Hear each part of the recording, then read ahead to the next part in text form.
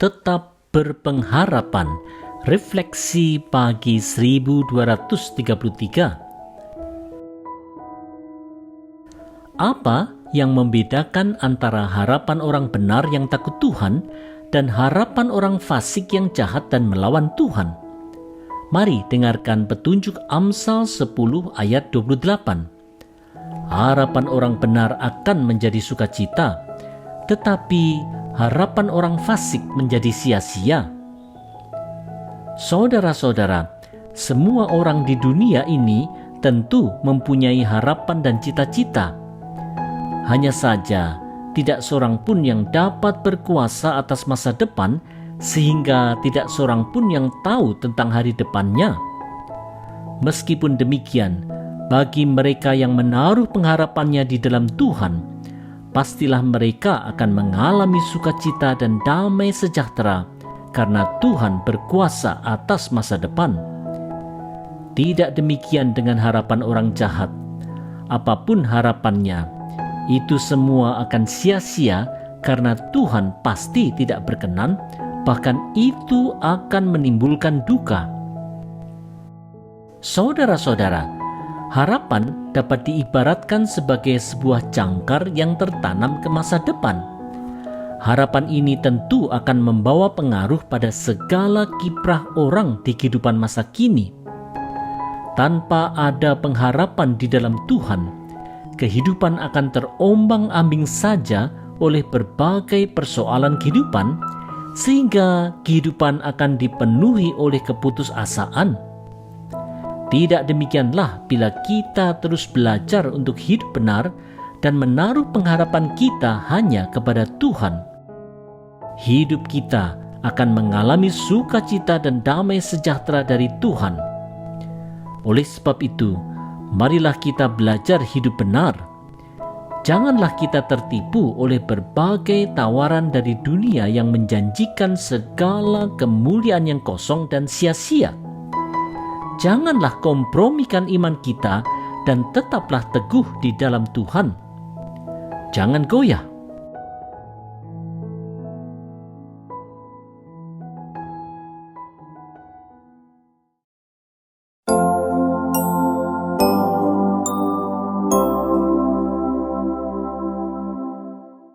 Tetap berjuang di jalan Tuhan. Refleksi pagi 1234. Jalan Tuhan adalah prinsip-prinsip hidup yang sejalan dengan kehendak Tuhan yang terwujud dalam segala keputusan dan tindakan seseorang. Apa dampak jalan Tuhan bagi orang yang tulus dan orang yang jahat? Mari dengarkan ungkapan Amsal 10 ayat 29. Jalan Tuhan adalah perlindungan bagi orang yang tulus, tetapi kebinasaan bagi orang yang berbuat jahat. Saudara-saudara, bila seseorang berkomitmen untuk hidup di dalam kehendak Tuhan, maka kehidupannya yang berpegang kepada prinsip firman Tuhan itu akan menjadi teguh di dalam perlindungan tangan Tuhan. Tidak demikian kehidupan orang yang tidak suka taat Tuhan. Kehidupannya akan sia-sia dan menuju ke kebinasaan karena hati, pikiran, dan tindakannya hanya mau mengikuti kehendak si jahat. Upah dosa memanglah maut. Saudara-saudara, dalam kehidupan manusia memang hanya ada dua pilihan kehidupan, yaitu kehidupan yang ada di jalan Tuhan atau kehidupan di luar Tuhan. Sebagai orang Kristen, Alkitab telah menunjukkan jalan kehidupan melalui ketaatan dan iman kepada jalan Tuhan di dalam Yesus Kristus. Hanya saja sayangnya, jalan Tuhan ini seringkali dihindari karena ini dianggap sebagai jalan yang sempit dan sukar. Jalan yang lebar dari dunia dengan prinsip-prinsip yang jahat di mata Tuhan justru lebih sering dipilih. Kedua prinsip kehidupan yang bertolak belakang ini tentulah menjadi pergumulan dari setiap orang percaya. Untuk itu, marilah kita bersama-sama untuk tekun berjuang di jalan Tuhan. tentu akan banyak onak duri yang menghalangi. Tetapi ingatlah, di dalam ketaatan pasti ada perlindungan Tuhan.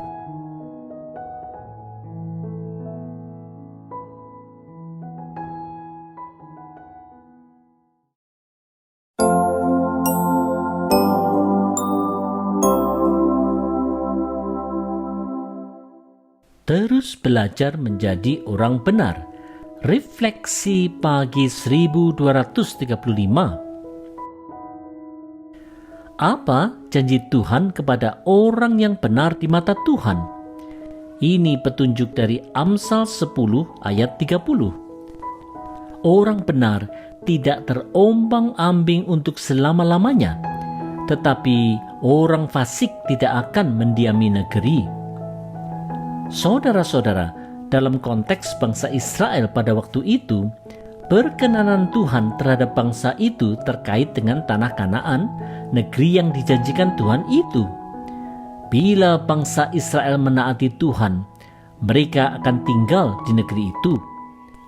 Bila tidak, maka Tuhan akan menghukum mereka dengan membuang mereka dari negeri itu.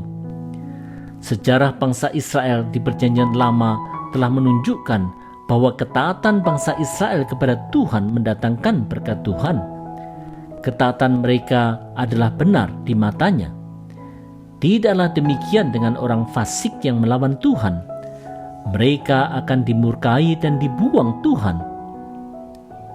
Saudara-saudara, mendiami tanah perjanjian bagi orang percaya di masa kini tentulah tidak lagi terkait dengan tanah Kanaan, tetapi terkait dengan tanah perjanjian yang kekal, yaitu rumah Bapa di sorga, seperti yang dijanjikan oleh Tuhan Yesus Kristus di Yohanes 14 ayat 2. Melalui iman pada Yesus Kristus, kita mendapat anugerah untuk menjadi orang yang dibenarkan Allah, dan kita memperoleh pengharapan yang pasti. Kita menjadi orang benar yang tidak lagi terombang-ambing untuk selamanya, karena kita memiliki jangkar pengharapan yang kekal dan teguh dalam Yesus Kristus. Oleh sebab itu, marilah kita senantiasa hidup dalam ketaatan. Janganlah sampai godaan dan tantangan dunia membuat kita goyah. Ingatlah selalu bahwa Roh Kudus menyertai kita senantiasa untuk terus belajar menjadi orang benar.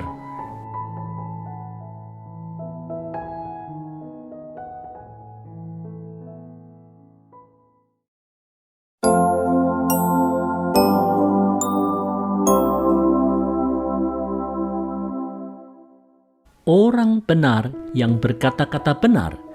Refleksi pagi 1236. Bagaimanakah ciri dari orang benar yang mau menaati Tuhan? Mari kita dengarkan apa yang dikatakan oleh Amsal 10 ayat 31. Mulut orang benar mengeluarkan hikmat, tetapi lidah bercabang akan dikerat. Saudara-saudara, ciri orang benar itu adalah bahwa ia akan berkata-kata benar di dalam hikmat Tuhan dan tidak suka berbohong serta berbicara sembarangan. Perkataan hikmat itu tentulah keluar dari hati yang takut akan Tuhan, yang mau menaati Tuhan dalam situasi apapun. Ia adalah orang yang dapat dipercaya dan nasihatnya akan mendatangkan kebaikan dan damai sejahtera. Tentulah tidak demikian dengan orang yang suka berbohong. Seperti pohon yang menghasilkan buah yang tidak enak yang pasti ditebang tuannya, orang yang suka berbohong dan bertindak jahat pasti dimurkai Tuhan. Saudara-saudara, menjadi orang yang benar itu tidaklah cukup hanya secara iman yang tersembunyi di dalam hati semata. Menjadi orang yang benar haruslah terwujud juga di dalam segala yang diucapkannya. Seperti mata air jernih yang meluap mengairi dan menjadi berkat bagi sekitarnya, demikian pula perkataan dari orang benar. Segala perkataannya akan mendatangkan kebaikan, karena segala perkataannya didasari oleh rasa takut akan Tuhan. Di dalam kehidupannya yang berintegritas, ia hanya akan berkata-kata benar. Inilah yang seharusnya terjadi dalam kehidupan orang percaya. Sayangnya, masih ada saja orang yang mengaku percaya tetapi masih suka untuk menyatakan hal yang tidak benar. Oleh sebab itu, marilah kita hidup benar dan berkata-kata benar.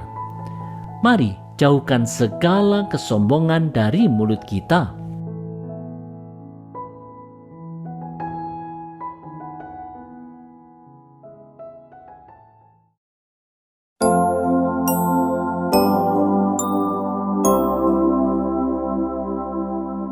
Belajar berkata-kata yang menyenangkan.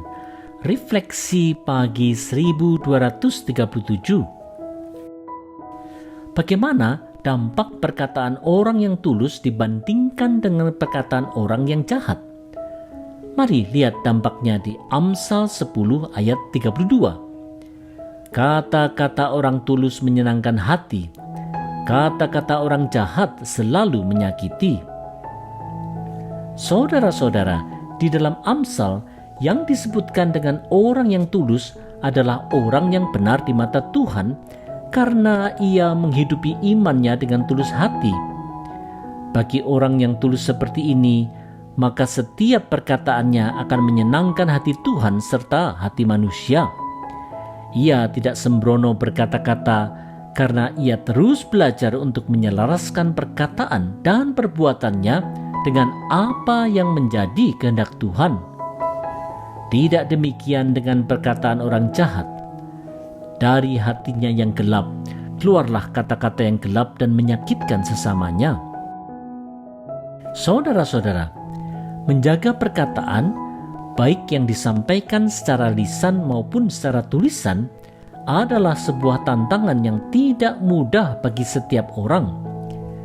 Secara sadar maupun tidak sadar, seseorang sering sembrono dalam mengungkapkan pikirannya sehingga akhirnya ia malah menyakiti hati orang. Ketulusan hati seseorang tentu harus disertai pula dengan sikap kehati-hatian dalam berkomunikasi.